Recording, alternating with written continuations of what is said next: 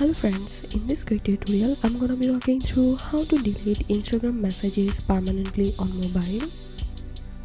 But before getting started this video, make sure to subscribe. How to 1 minute. So first of all, open Messenger and I'm going to opening this conversation, and for example I want to delete this hello message from this conversation. To delete the message, tap the message and click on unsend.